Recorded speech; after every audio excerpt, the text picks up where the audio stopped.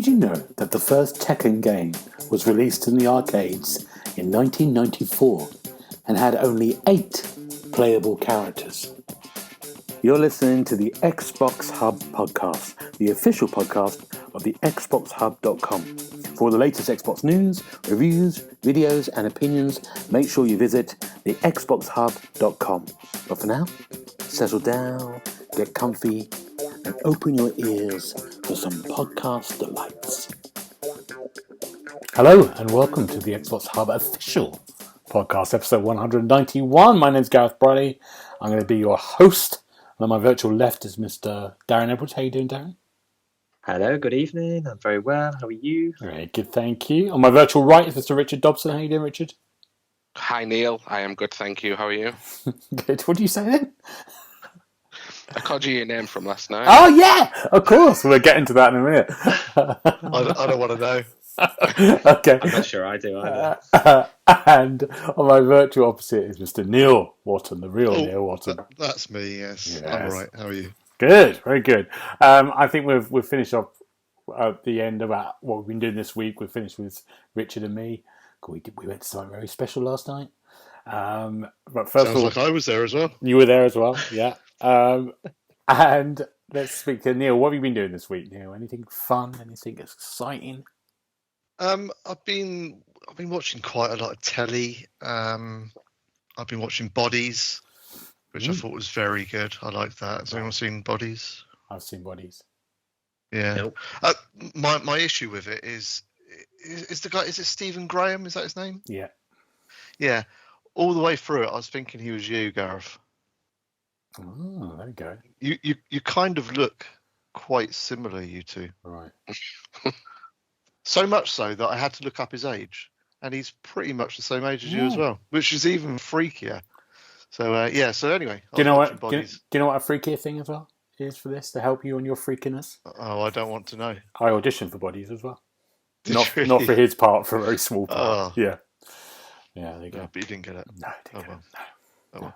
Yeah. So anyway, yeah, I've been watching Bodies. I've also watched the Lazarus Project, which I really don't understand at all. I like the first series. I've watched the second series, and it's just kind of gone a bit mad. But it's all right. It's just to sit there. I've also been watching The Tourist. I don't know if I like The Tourist or not. I don't like funny TV shows. And this is trying to be funny, but it's not funny. So yeah, I'm not sure there. And I went to the cinema last night and watched a theatre show at the cinema. Is it Dear England? Or this yeah, England? what do you think? Dear, That's what I've been trying England. to get you to see. What do you Dear think? England. Yeah. Yeah, it was very good. It was 3 hours of my life that I'll never get back. But I look at anything that's over an hour and a half long as I'll never get it back. But it went quite quickly, and even with an interval of 20 minutes in between, which I thought was a bit strange as soon as we were at the cinema, they could have kind of cut that down. I didn't need to sit there for 20 minutes looking at a screen with a 20-minute countdown on it. That is very odd, yeah.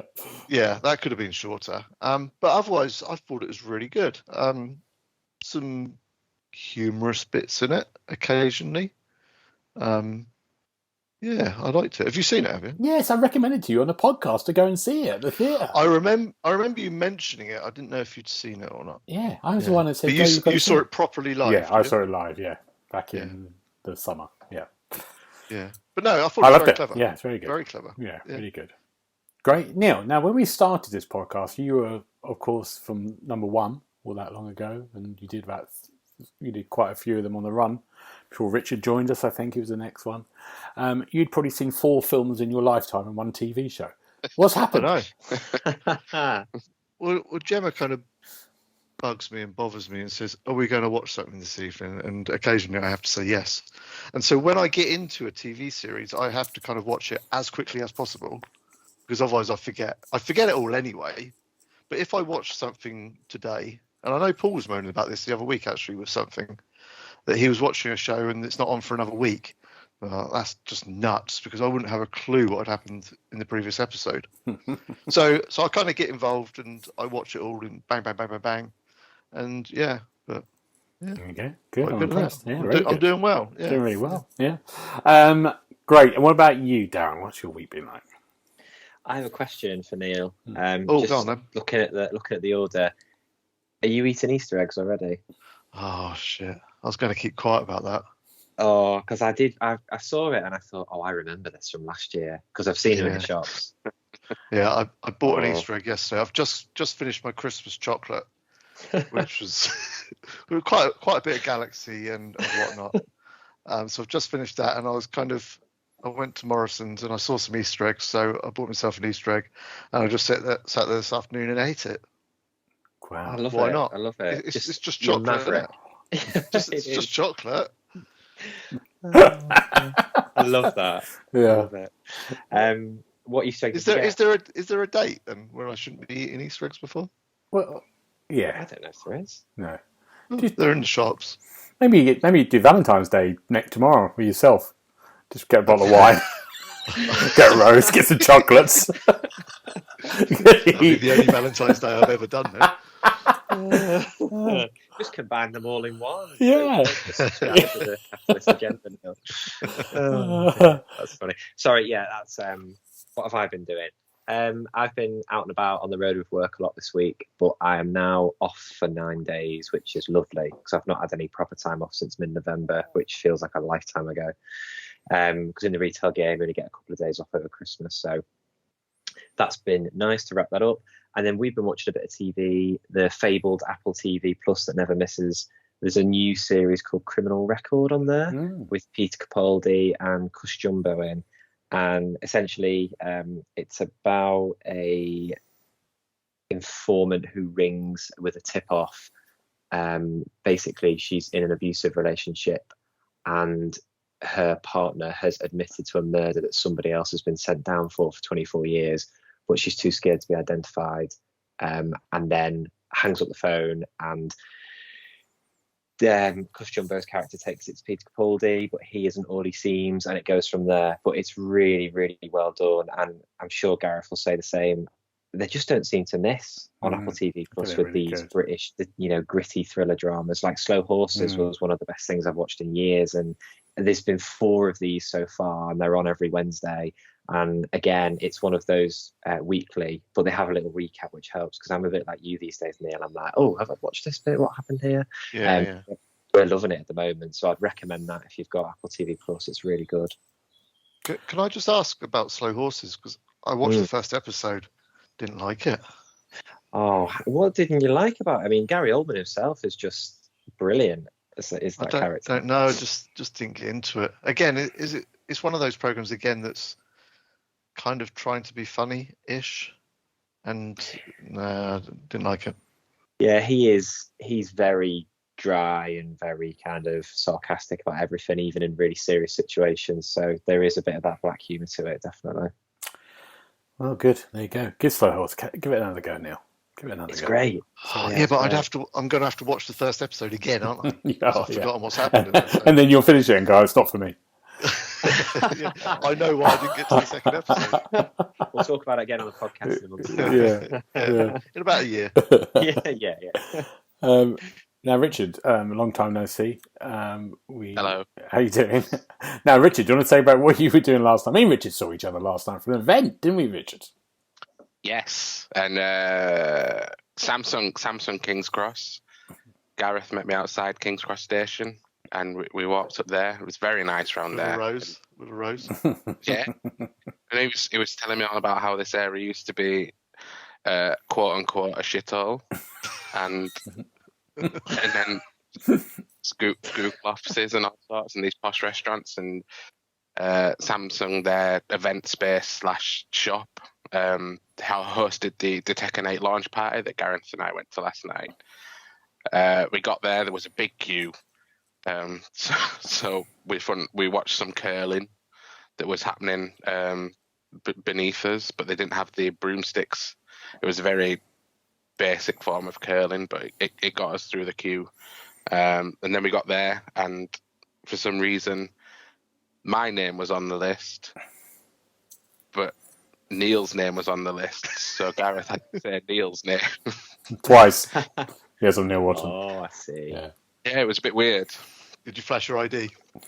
I did. That fake one that I've given you. Yeah, he did. I said to them, I was promised them cocaine. I'm Neil Watson. Have you got it? No, I didn't do any of that. We were very well behaved. Richard, what do you think? What did you think of the night? Tell us what we saw. We didn't see much because me and you sort of hid for most of it. We heard a lot. We heard an awful lot. It was a very loud event. They had a DJ playing music of some undescript genre that I felt old, so I don't know how Gareth felt, and I don't mean that offensively. No, you're not. I was looking for the oldest people there, and the oldest person, the same age as me, was collecting glasses. We looked at each other across the room. There was a sort of there was a moment, I think. He probably looked at me and thought, "What are you doing here?" At least I'm working. Why aren't you collecting any glasses? Yeah. But we did. Now, the weirdest thing about it, because it was a Samsung shop, all the stuff was there. They just left the stuff out, which I couldn't believe. So there's lots of people drinking. There was food and stuff, and they just had the watches all still out, the phones out there, covered in beer. Yeah, and me and Richard found the Samsung showroom kitchen area, which we did. So we sat next to a couple of washing machines, and we had a little bike on the wall. It was a good area, wasn't it, Richard? I liked it, though. It was. For a hiding space, I think we'd picked a good spot there. We did. And later on, Gareth left early. I was talking to a guy called Tom that I'd bumped into at the Frontier event a few weeks ago as well.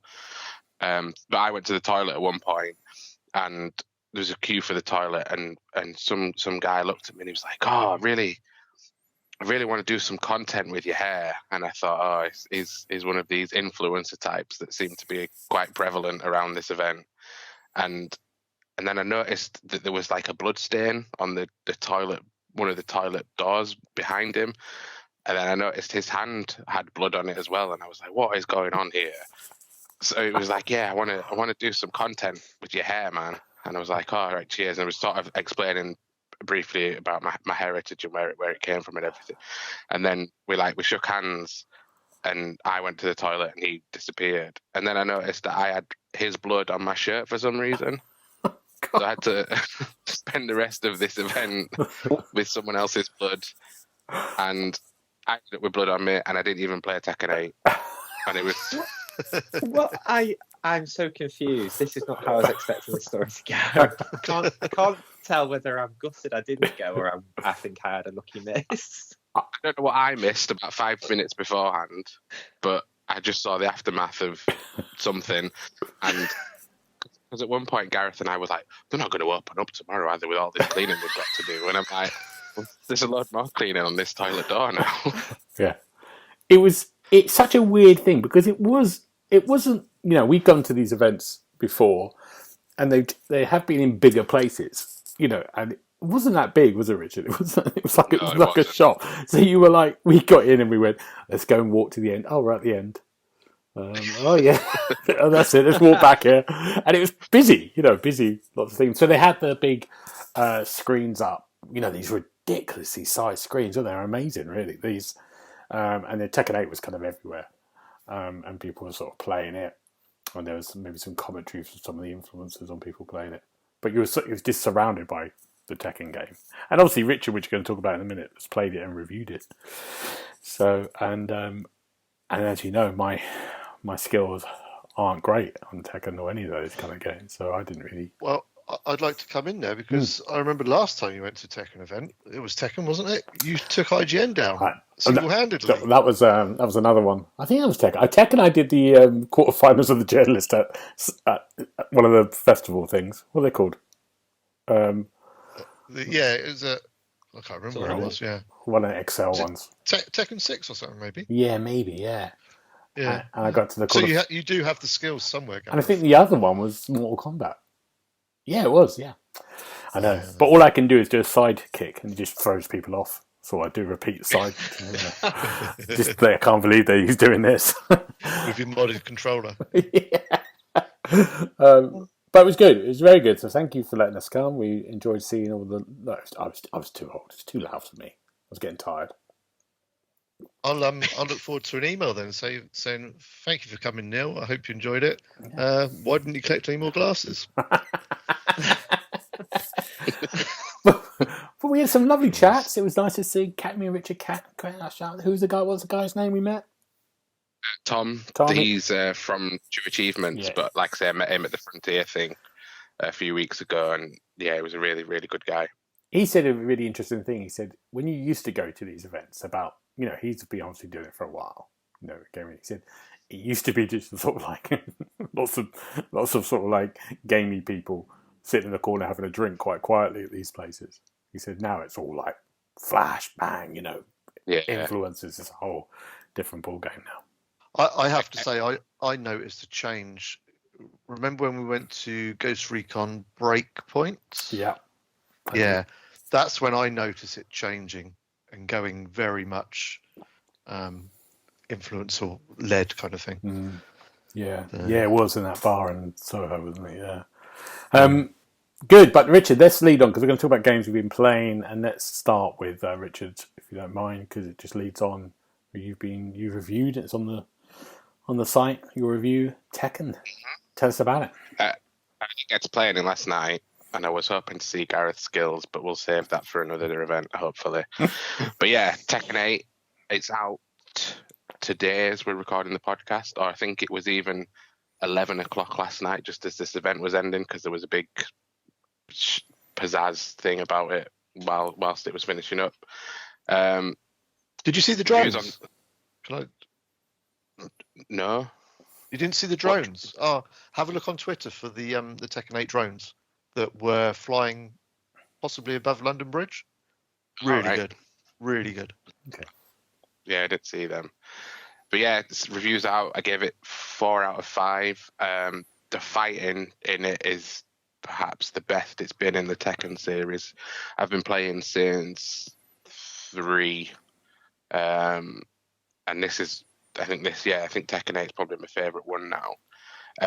Looks incredible. It's Unreal Engine 5. I think it's perhaps the first game I've played in an Unreal Engine 5, and it just looks amazing. I felt the story mode was a little bit poor in the sense that you would be towards the end, you're fighting the big baddie. You can probably guess who it is if you're a long time Tekken fan. And then you'll defeat him. You'll drain his health bar, and then the cutscene shows him beating you up, and then it's like you have to do it again. And this happens 4 or 5 times, and it's just, it gets a bit repetitive. But it's also you're almost thinking like, well, what's the point? Because there's something needed to change about the cutscenes and the story mode, I think, to make me enjoy it a little bit more. And then they also have this thing called Arcade Quest that was hyped up before release, as like harking back to the glory days of waiting for a new cabinet to arrive at the arcade and everything like that. And it does invoke a little bit of that sense of excitement. But what this arcade mode is basically an extended tutorial for you to get some real one-on-one time with the chosen character. And it's great for newcomers. And Tekken 8 does a really good job at welcoming newcomers in with a host of new features that perhaps the other entries in the series haven't done before. But this Arcade Quest just felt like it could have been a lot more as well. Like there's all these other cabinets. You're going around these various arcades, there's all these other cabinets of all previous Tekken games and other Namco games. And I just thought, just put it in. Like, just have an Easter egg or something like that where you can go off and play one of these other cabinets that you've obviously taken the time out to recreate, or have an older Tekken game in there. But yeah, it just came across as a bit flat as an extended tutorial. But there's plenty of other modes. Obviously online, there's Tekken Ball, which is like the beach volleyball spin-off, which is as nuts as it sounds, that you're having a fight with a beach volleyball. So everything else really solid, and I think when it's adding new fighters throughout the year, hopefully there'll be 1 or 2 new modes as well. But yeah, it's very good. Good. There you go. It does look amazing. It did look. That's one thing. Visually, it looked stunning last night. Any questions for Richard on Tekken 8? I have a question. I played the beta and I was really impressed with how it looked and how it played as well. What was the matchmaking like in the final release? Because it was a bit hit and miss when I played the beta. I didn't notice any issues. They opened it up about halfway through the review period for people to join the online lobby. I didn't have any issues waiting for someone. I'd managed to matchmake with a game, and this guy absolutely handed my ass to me. And I thought, right, I'm not going to play him again. So I tried to matchmake again, and it got the same. He got the same region as that guy, where that guy was from. I thought, no, I'm going to reject it because I don't want it. I don't want it. Started matchmaking, got him again, and I thought, I've got to bite the bullet here, really. But that was all fine. It came through really quickly. I didn't have any issues at all with it, and I've not seen it elsewhere that anyone else has either. Good. Neil, you're itching to play Tekken 8, aren't you? I was just having a look now. I haven't played Tekken since PlayStation 1.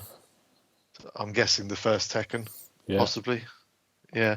I've got no interest in playing Tekken 8. I don't understand fighting games at all. They bore me. They really do. But yeah, but pretty much just saying what you were saying earlier. It looks amazing, screenshots wise and trailer wise. It looks really good. But yeah, it's not for me. Not for you. Fair enough. Neil, what is for you? What games have you been playing? What is for me is a game called Go Mecha Ball, it was just come out this week as well. My review is live as well. It's a twin stick shooter crossed with a pinball game. So you go into these small arenas as a kind of a mecha. You start as a character called Cat Rascal, loaded up with weapons, couple of abilities, grenades, EMPs, stuff like that you pick up, and shoot your way through the arenas. But the twist is that at any point you just pull on the left trigger, I think it is, and you turn into a pinball and fire your way around. So there's bumpers in places and there's kind of boosts, etc., etc. By bashing into enemies, you pick up ammo. You then turn back onto your 2 feet and shoot the hell out of them. But it's really good. It's a roguelike. So a run might last only 3 minutes. I think my first probably 10 runs, not one of them lasted more than 10 minutes. Then I got one that was about 25 or so. So you're constantly going back and starting again, and it gets a little bit tiresome when you're fighting through the same levels and then you come up against the same first boss that's already beaten you back a few times already. But otherwise, it's really good. It's really fast. It's really fluid. There's not a single bit of lag in it, apart from, strangely, I put this in my review, just in between levels. So kind of as it's loading a level, there's a cut sequence thing, just of a ball going down a warp hole thing, and that's quite laggy. But then you get into the actual game and it's smooth as silk, so that's fine. But if you want a twin stick shooter and you fancy some pinball at the same time, it definitely does the job. Loads of weapons, loads of weapons actually. I think there's combined between weapons, abilities, and upgrades. I think there's about 100 or so. So you can get your load out how you wish. Yeah, decent little game, and it's on Game Pass. Okay, go Mecha Ball. Don't get your load out. Please don't do that. This Friday night movie is quite spicy, isn't it? Good. Darren, what have you been playing? What have you got? So I've been playing a game in secret for a few weeks. So we put a preview out a few weeks ago, and then the full review went live a couple of days ago. So it's Apollo Justice Ace Attorney trilogy. So for those who are unaware, this is a collection of games from the Phoenix Wright series, which debuted on Nintendo DS a good few years ago, probably about 15 years ago or so, maybe even a bit longer. And they're text-based point-and-click adventures, I guess you could say, where you have several chapters and each one is a different case. And your job as the attorney is to cross-examine witnesses, scrutinise their testimony, and then there are some segments where you explore crime scenes and hunt for clues, etc., etc. And it gathered a real cult following on DS, and it made use of some of the DS functions. Like there was a little microphone, so you could dust for prints and then blow into the microphone to blow away the dust on the screen. Or everyone's favourite, you could shout objection into the microphone when you were about to catch your witness out and break their testimony. So this has made it over to the Xbox, and this is games 4, 5, and 6 in the series. It's like the second trilogy. The first trilogy was released on Xbox a couple of years ago, or maybe a bit longer. And this follows Apollo Justice, who's basically Phoenix Wright's protege, if you like. Phoenix Wright is the original character who acts as a bit of a mentor. And it very much is the same as it was. That was one of my only criticisms, is that they haven't done much to update the games themselves, but they've repackaged them. And what they have added is a really nice museum area in the main menu, so you can listen to all the different soundtracks and you can organise the orchestra who plays them on screen in the little gallery mode. You can go through lots of different animation, art styles. There's lots of like extras for fans, but if you weren't a fan of the originals, it's not necessarily going to win you over. And there is a lot of reading, because essentially there's a lot of narrative, and then you have to read between the lines and compare your clues and then catch them out. So there's not a lot of gameplay in the action sense. So it's a good job Paul's on the podcast this week. But they're really solid stories. They're really, really well written, and it is really satisfying still when you get that kind of gotcha moment and you can't shout objection. Well, you can shout objection, but you have to press the button because there's no microphone like there was on the DS. And you know, if you're into those type of things, then they're really good and they stand up really well. And I gave it 4 out of 5, I think, from memory. Oh, okay. I've never played one of these games. I probably never will. I've got this feeling, but I think it's probably passed me by. I do fancy I should give it a go. Go on, Richard. I've played the first Phoenix Wright game, and I agree with what Darren's saying. But is the music as good in this new trilogy? Because I remember the soundtrack for the first game being absolutely incredible. Yes, so all of the songs from the games in this trilogy are present, but then there's a couple of new ones. So like the new menu's got like a 2024 update, like I think it's called something like Apollo Justice Returns or something. And yeah, they're really, really well composed. So it hits exactly the same notes as the old ones did. Good. Any questions, Neil? No, I'm probably less likely to play this than I am Tekken. too much reading. Good. There you go. Too much reading. I've played a game called Grotto.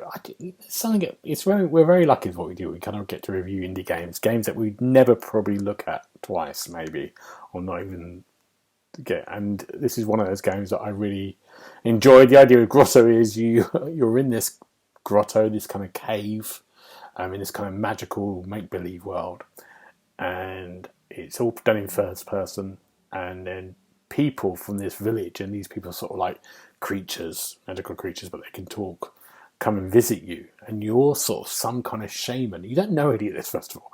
You're sort of some shaman who they can come to and ask questions about the future. And you look up at the sky, at the constellations, and you draw in the gameplay shapes, and shapes will appear. So you might connect some stars together, and an eagle's head might appear, or something that looks like an octopus. And then you start to collect all these constellation kind of like meanings on your cave wall. And then someone might come along and go, do you think I should rebel against the chief in the party? And then you take one of the things in the game and go, oh, look at eagle head, goes in and goes, really? I should go and hide um, and wait to attack him. Yeah, you should.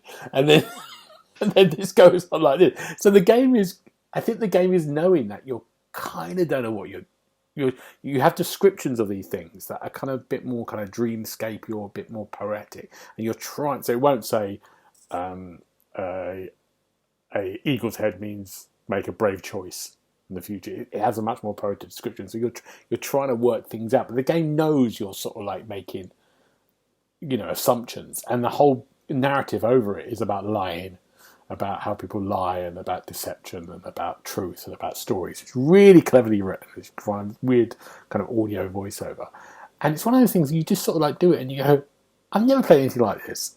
I'm just really enjoying myself." It's very, and is it niche? It is very niche. It's very unusual, and yeah, I really really like it. I like what they've done, and I've done a Let's Play. I think it's up on our YouTube site at the moment. Of it for about 45 minutes. So have a little look if you want to, and but I really recommend it. I'm really enjoying myself. Grotto, I think is out. Is it out now? No embargo, is it? Out today. Out today. There we go. And the review should be soonish, next week maybe. Liked it a lot. Let's go to another big game. Another big game coming in that I chatted to Richard about last night, and I was totally shocked. I thought this was something else. Tell us about it, Richard. My other little indie game that's only a couple of hours long, Like a Dragon Infinite Wealth, that is infinite by name and infinite by nature as well. It is absolutely huge. Saying to Gareth last night, so obviously it's a new installment in the Like a Dragon franchise. It's moved out, it's branched out of Japan for the first time. It's now mainly set in Hawaii. And it looks absolutely gorgeous. Having never been to Hawaii, I can only imagine that because they've done such a good job with recreating areas of Japan, that they've done a fantastic job of recreating this area of Hawaii as well. The lighting, because of the sun, makes it look absolutely gorgeous at times. And yeah, you're there, you're playing as Ichiban again, who was introduced in the last Like a Dragon game. He's now your main protagonist going forward. He's in Hawaii to sort of find his mother, who he believed had died, but apparently now she's alive and she's been living in Hawaii. And as you get there, you bump into Kiryu, who's been the series protagonist for so long, since the very first Yakuza game. So you sort of team up together because you're both looking for Ichiban's mum. And then Kiryu finds out that he's got cancer and he's got 6 months left to live.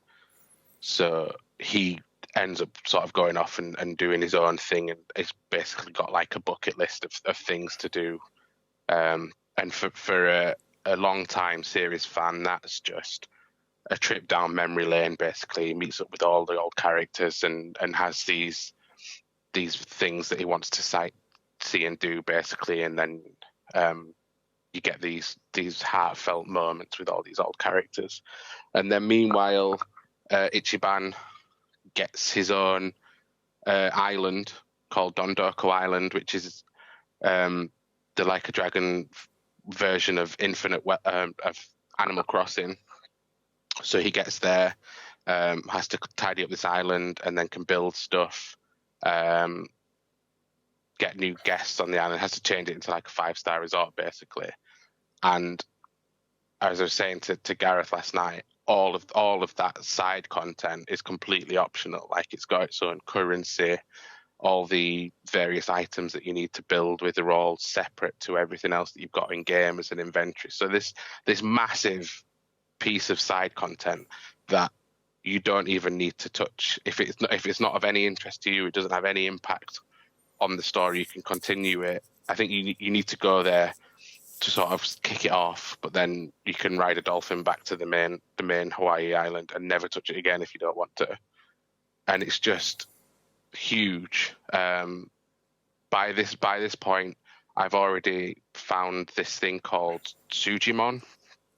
So in the last game, they basically did a riff of Pokemon, and had all the enemies that you would face basically fill out a thing called a Suji Dex, or the equivalent of like a Pokedex, and you needed to fill that up by encountering each enemy once. But now they've expanded it so that you can catch the enemies, you can train them, you can evolve them, raise them, and then have battles with them as well. And there's over 300. Wow. And it's just that on top of everything else that you've got in the standard story, the mini games, this Dondoko Island, and everything else. And I'm going to be at it for a very long time. But it's all brilliant as well. I don't think I said this already, but I give it 5 stars. It's the easiest 5 stars I'll give for a while. Wow. And I'm quite confident it's going to be my game of the year. Wow. See, I said to Richard last night, so we had 2 trailers from this. We had the first sort of reveal when he appears naked on the beach, I think in the game show last year. Is that right? Yeah, remember that. And then we had the next trailer, which was the Animal Crossing Island thing. So I thought the game was that.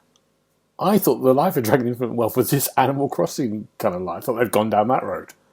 And that was a real shock when Richard said, when reading Richard's view, it's like, it's not. It's this whole other thing, and it's optional. That's mad. Especially for someone...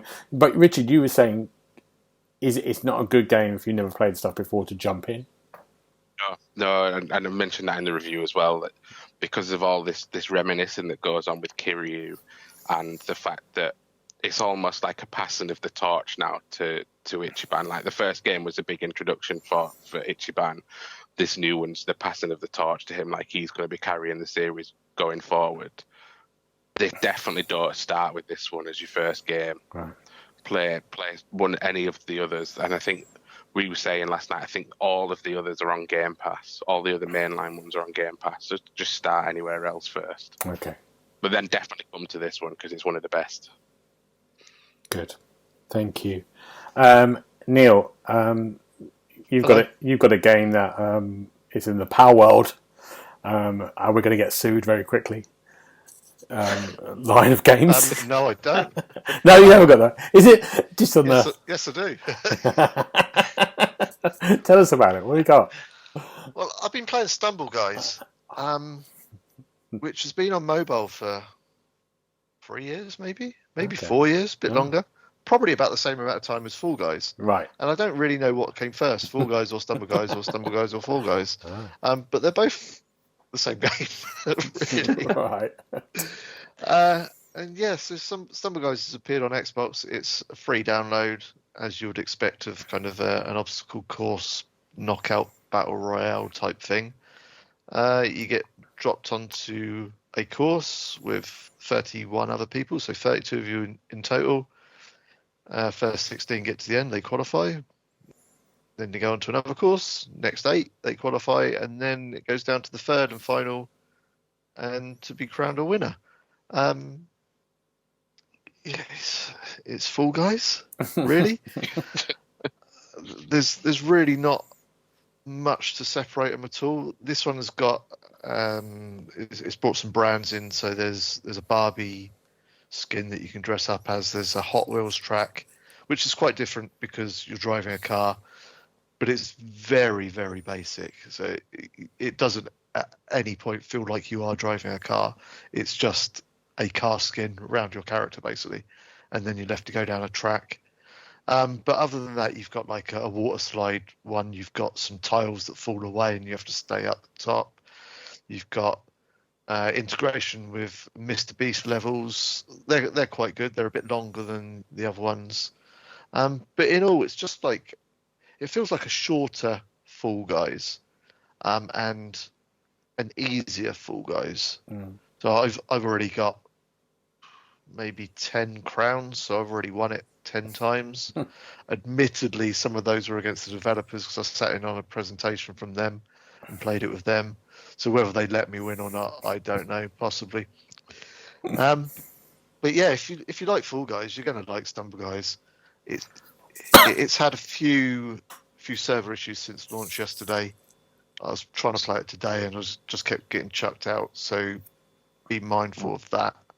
But if you can get playing... Stumbling. But yeah, if you can get past that, and yeah, full goes, stumble goes, stumble goes, full goes. Okay, it's free to play as well, isn't it? So that's good. It's free to play. There's tons of cosmetics. There's all the usual grind for gems and stars and stuff like that, and then you can buy stuff from the shop. But yeah, it's nice enough. They just need to sort the servers out. Okay, good. Stumble guys, thanks Neil. Dan, what's your last game?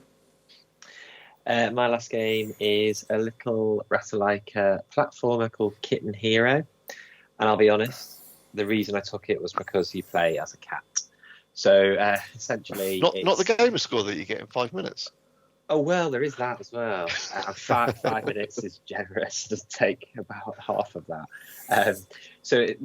Essentially, your owner gets kidnapped, and then you manage to get aboard the space station where she's been taken, and you have to go through a series of trap-laden rooms to get to her and save her. And it's exactly what you'd expect, that kind of retro pixel style. You can jump, you can wall jump, and you can dash, and that's about it. And then you kind of jump from platform to platform, dodging obstacles, and you can save little kittens on the way as well and get them to like the exit goal, and that is about it. I mean, to be fair, as the platformers go, it works fine. The only control niggle I found was you can dash upwards. You can dash to the points of the compass, so like up, down, left, and right. But you can also dash diagonally, but it doesn't seem to track very well. So sometimes you'll end up just going off to your death or getting impaled on a spike or whatever it is. But otherwise, it's fine. I've played many of them before, and I probably will play many more. But it gets extra points because it's got cats in it. So good. There we go. Kitten Hero, a game none of us will be playing. Probably not. But I'll be playing it before Like a Dragon, before Tekken, before Apollo Justice. If you want game score, yeah. I've got one game I'm going to be really brief with. It's The Spy Who Shot Me. It came out maybe last week. I think my review's on the site. It's GoldenEye, but a parody of that kind of world. It made me feel sick because of the movement of it. It just made me feel ill every time I played it. It was like the worst experience of my life. But I did give it a 2.5 because I think some people will like it. It's that kind of thing. I don't know what the point of it is. Playing something with those mechanics from 20 years ago or 30 years ago. And it's whether you like kind of parodies. It's not that funny. It's not very funny. But it's... some people will like it. I think it's only £7 as well. If you want to do a James Bond spoof game or GoldenEye spoof game, that's the one for you. But it made me feel so sick playing it. Oh my God, that's awful. I don't know what it was. There you go. There's some games. Let's talk about some news. And we're going to just talk about, first of all, the sort of big one. It's a kind of a bigger thing about that Microsoft have sort of announced, and it's not just Microsoft. Everyone's announcing layoffs in the game industry, and it's been a big point of concern for the last year. And Microsoft announces they're laying off from their gaming division with 1,900 jobs cut across Activision, Blizzard, Xbox Game Studios, and ZeniMax Media. I did a bit of. Let's hear what we think. What's your thoughts, Neil, behind all these kind of like games? Is it a worrying trend? Is it? What do you think? Yeah, I think it was last time I was on the podcast, which was just after Christmas, just before Christmas, something like that. I mentioned that I went onto LinkedIn and saw a lot of people looking for new jobs and mentioning that this was their last week at such and such, and that's just carried on for the last 3 weeks. It's just constant. It's gone mad, really. But I don't think it's just the gaming industry. I think it's everywhere. And if you're a company and you're buying up loads of other companies, at some point you're going to want to consider and consolidate. And I think that's just what's happening. And unfortunately, that means people lose their jobs. That's just the way it is, isn't it? It just seems to be, at the moment, everybody is cutting jobs. And I don't really understand why they're all doing it at the same time. It's completely up to them, obviously. Yeah, each company is a separate entity, but it all seems to be at the same time, which is a bit strange and a bit worrying. Darren, do you think? I mean, the big thing that people talk about is like you say, well, actually, games are making loads of money, and people, it's had this amazing year. It seems like the two things don't add up, really. Darren, sorry. Can I just say something on the back of that though? Is however much money they make is, I don't want to say it's irrelevant. It's not irrelevant, but they make a lot of money. But like I say, if you buy somebody and you've got let's say a PR team, for an example, and you buy a company and they've got a PR team, and you merge those two companies, you don't need two PR teams. Isn't that just general economics? Yeah, it is. That's how it works, isn't it? And over the last 3 years or so, maybe there's been so many purchases of, I say smaller, but some of these companies are huge anyway, aren't they? That at some point it was going to happen. I had a little look into this. I saw an article by an American economic magazine about the whole game industry, and they had a really kind of detailed argument, much far too detailed for my brain, but the gist of it kind of was they were saying actual game revenue has been going down. So the biggest worrying thing is people buying games themselves has been going gradually down. It's still up, but it's not as up as what their projections were 5-6 years ago. And when COVID happened, they employed a lot of people because they thought everyone needs content. Games is where it's going to, we just need to keep producing games. So they employed a lot of people, and of course inflation has risen hugely. And because inflation has risen hugely, that means wages go up. With that means pensions go up, all the kind of benefits of having the job. And that's their argument is saying that's one of the big reasons. They've just sort of cut back because they can't, their projections are not what they thought they were going to be. And so they're making those cuts. So I think what you were saying, Neil, just saying about companies being kind of economically, that's what companies do. I think me and Richard said this last night. I think I've said it before in the podcast. We think of games companies as these cute little kind of people working out of their bedroom cell. They're billion-dollar industries. They're biggest industries in the world. These huge corporations, and like you said, I think you're right. They're corporations making business decisions, whether you like that decision or not. But that's just business, unfortunately. Yeah. That's just how it works. Yeah. So it's just a shame. Like I say, it's just a shame that there's so many at the same time, and it's been, I say on LinkedIn, it's just been constant for 6 weeks. Yeah, I think as well. I think this will maybe mark a shift in how games are developed, because it seems to be for the past however many years that it needs to be open world, hundreds of hours, and that's just going to drive the production costs up as well, which will factor into this somewhere. But then I see games like the Assassin's Creed game Mirage, there's like a more condensed version, and then you had like a Dragon Gaiden, which was a smaller version in the same universe. And I think that's maybe what we'll start to see happen, is that they'll be working on these huge games as well, but then they'll just keep churning out smaller games that keeps the things ticking over a little bit, but they're not losing that sense of quality for like these AAA games. It's just a bit more of a condensed experience for people to enjoy. Darren, what are your thoughts?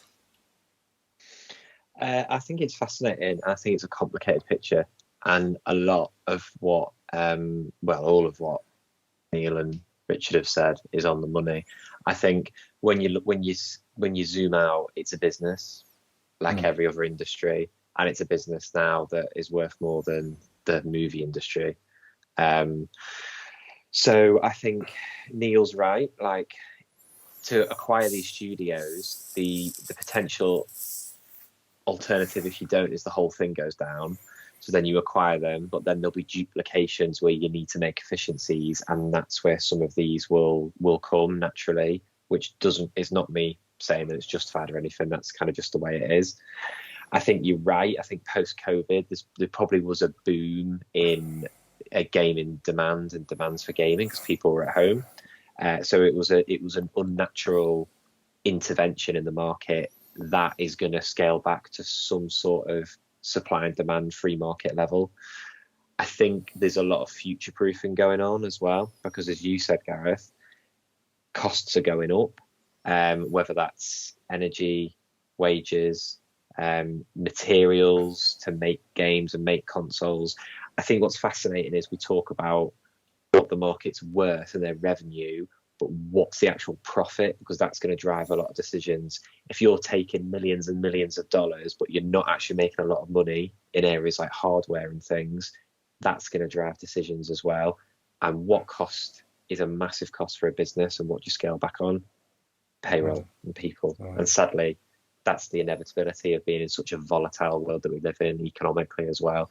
So I think it's a really complicated picture, and I think it's going to rumble on for most of this year, because in my kind of backyard in retail, it's been forecast that we're going to lose as many retailers as in the last few years again in 2024, because there's no projection of growth really for the economy. It's going to be another tough year. So yeah, I think it's grim, and it's not going to get any better anytime soon, unfortunately.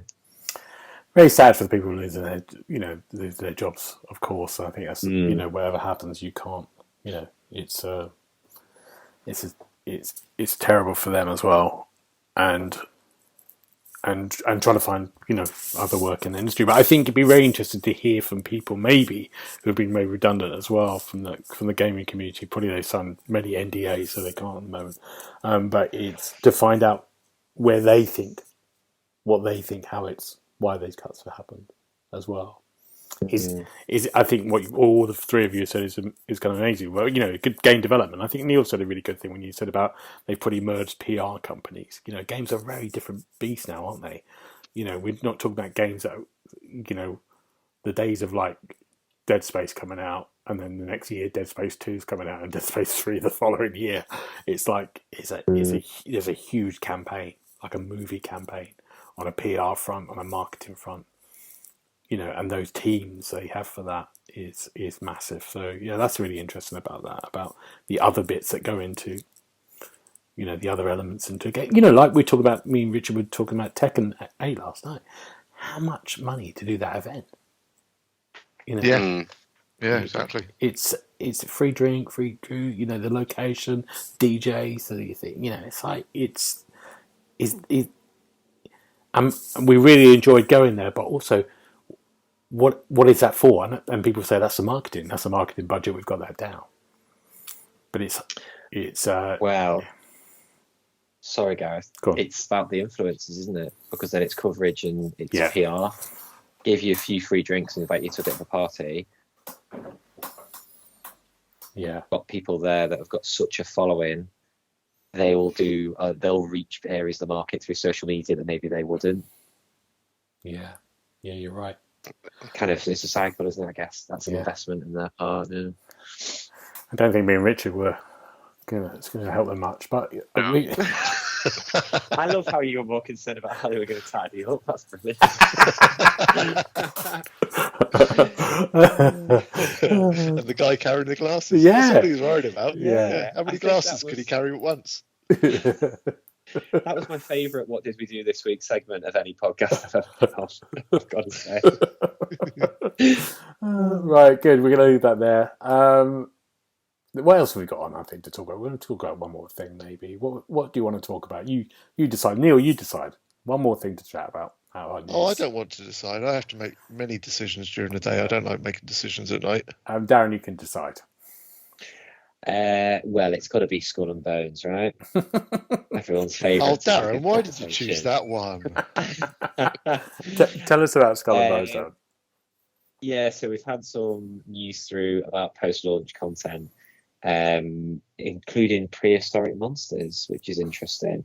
So even though it's due to come out next month, they're talking about post-launch content already. So you would hope at this point it's definitely coming out next month, but I'll never say never until it actually does.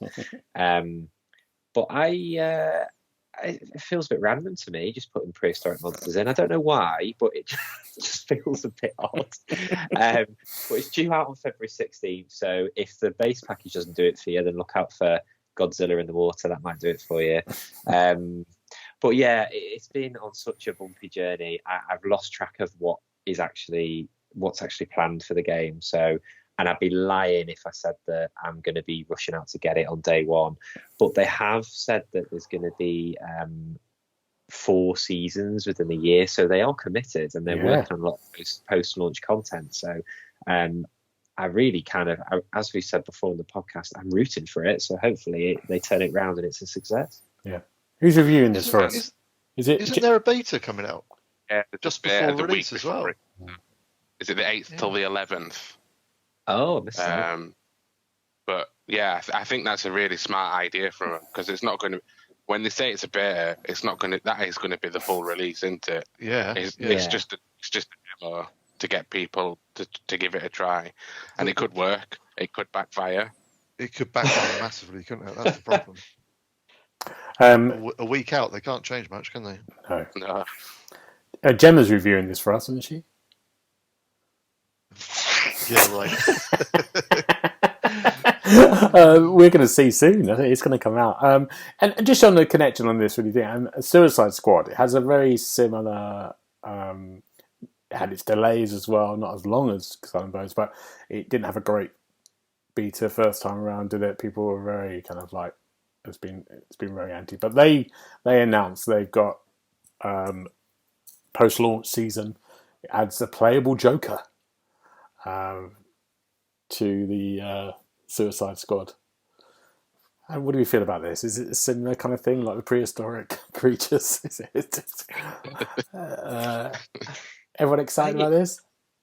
I wouldn't say I'm excited, but it's interesting they're talking about post-launch, and it's going to be that playable character is going to be free, as in free content. So again, it looks like they've got plans to invest in it. So I suppose that's the beauty with games these days. You don't just package it up in a box and off on a disc and that's job done. What'll be will be. There is an opportunity to potentially turn it around from a very negative reception, I think it's fair to say. Yeah. And am I right in thinking they're working on an offline mode as well? Or did I make that up? No, they were talking about that, yeah. So that's good, because that's what people are unhappy about. It's worth mentioning that this isn't the Joker from the Arkham universe as well, is it? It's Elseworlds. It's like a bitch Joker version. Yeah. I'm glad you know, because I have no idea what that was. Don't ask me either. Well, we'll find out soon when that's coming out. I think it's coming out next Friday, which is kind of like mad. There we go. Gentlemen, what are we looking forward to next week in our lives? Neil, what about you? My birthday. That's it. I obviously I'm looking forward to it. Ish. I don't really know if I'm looking forward to it. But it is my birthday, so there we go. I can't get away from that. How old are you? I'll be Old. Older. Yeah. Good answer. Well done. Hang on. No, what will I be 40? I'll be 48, I think. Right. Okay. I think. Yeah, I will be. Yeah. Good. Well, happy birthday, Neil. Thanks. Good. We're playing Suicide Squad. Chocolate cake. Thank you. Richard, what about you? What are you looking forward to? Similar to Darren about what he's going to say. So I won't repeat it, but I've got a second preview piece from my trip down to Frontier coming out, and I'm looking forward to that getting out there and seeing the reception, because they've announced a show as well to reveal some things. So yeah, they seem to be doing a lot of the right things at the moment. Yeah, good. And then whatever Darren's about to say, I'm looking forward to all of that as well. Good. Darren, tell us about what you're going to say. Oh, no pressure. When's your birthday, Neil? What's the day? I'm not telling you that. Oh, because it's Ryan's birthday next week as well. Oh, okay, Sunday. Oh, his is Thursday, the 1st. Oh, okay. Well, happy birthday for Sunday. Thanks. So because I was away last night, I haven't watched it, so I've got the penultimate episode and then the final of The Traitors to watch tonight, which I'm very, very excited about. But I know we forgot about it already. We were going to spoil that, weren't we? Right now? No, right? you weren't. No. And obviously I'm off work, which would be nice next week. And then I'm meeting up with Dobbo because we're going over to Leeds to have a few drinks and go out for a bit of food, and then go to the video games market, which is normally in Doncaster, but they've moved it back to the Royal Armouries in Leeds, where I believe it started out. Is that right, Dobbo? I forgot it was at the Royal Armouries. It was in a hotel in the centre of Leeds, but if it's at the Royal Armouries, it's not much further out. Yeah, so we're going to meet up and have a look for some bargains. So, yeah, be nice. Lovely. This is the start of Richard tour of the UK, visiting Xbox Hub members in different places. Next week it's Paul driving around a motorway. Paul's last. Paul is last.